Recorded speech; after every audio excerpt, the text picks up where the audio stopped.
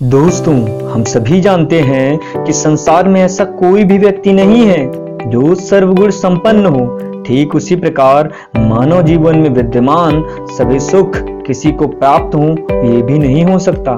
दोस्तों, वैसे तो मानव अपने सभी प्रयास करता है और चाहता भी है कि उसे जीवन के सभी सुख प्राप्त हों, पर ऐसा हो ये जरूरी नहीं, क्योंकि मानव के अथक प्रयास के बावजूद कोई ना कोई कमी तो रह ही जाती है। क्योंकि दोस्तों, कहा भी जाता है कि कुछ प्राप्त करने के लिए बहुत कुछ खोना भी पड़ता है।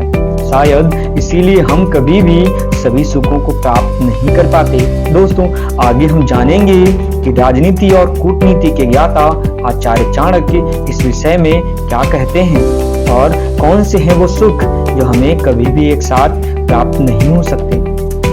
दोस्तों, उससे पहले अगर आप हमारे चैनल पर नए हैं तो हमारे चैनल को सब्सक्राइब कर बेल की घंटी को दबाकर ऑल पर क्लिक करें, ताकि ऐसी ही मोटिवेशनल वीडियोस का नोटिफिकेशन आपको मिलता रहे। तो चलते हैं अपने वीडियो की तरफ और जानते हैं आचार्य चाणक्य क्या कहते हैं। आचार्य चाणक्य अपने एक श्लोक में कहते हैं कि भोज्यम भोजन शक्तिश्च रति शक्तिर्य वरांगना विभो दान शक्तिश्च नाल्पस्य तपसा फलम।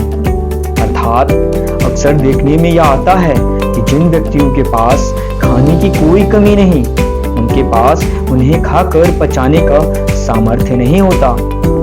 आप इसे यूं भी कह सकते हैं कि जिसके पास चने हैं उसके पास उनका आनंद उठाने के लिए दांत नहीं, और जिनके पास दांत हैं उसके पास चने नहीं। अभिप्राय यह है कि अत्यंत धनवान व्यक्ति भी ऐसे रोगों से ग्रस्त रहते हैं जिन्हें साधारण या सादी चीज भी नहीं पचती, परंतु जो व्यक्ति खूब हष्ट पुष्ट है तथा इनकी पाचन शक्ति भी तेज है, उनके पास अभाव के कारण खाने को ही कुछ नहीं होता।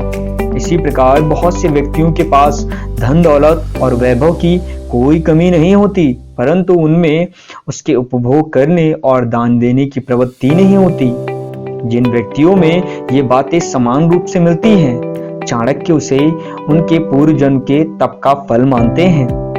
अर्थात उनका यह कहना है कि खाने पीने की वस्तुओं के साथ उन्हें पचाने की शक्ति, सुंदर स्त्री के रहने पर मनुष्य में संभोग की शक्ति और धन के रहने पर उसका सदुपयोग और दान की प्रवृत्ति जिस व्यक्ति में होती है वह बहुत भाग्यशाली होता है।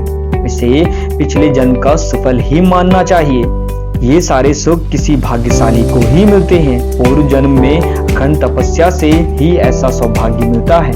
दोस्तों, आपकी क्या राय है इस बारे में हमें कमेंट करके अवश्य बताएं।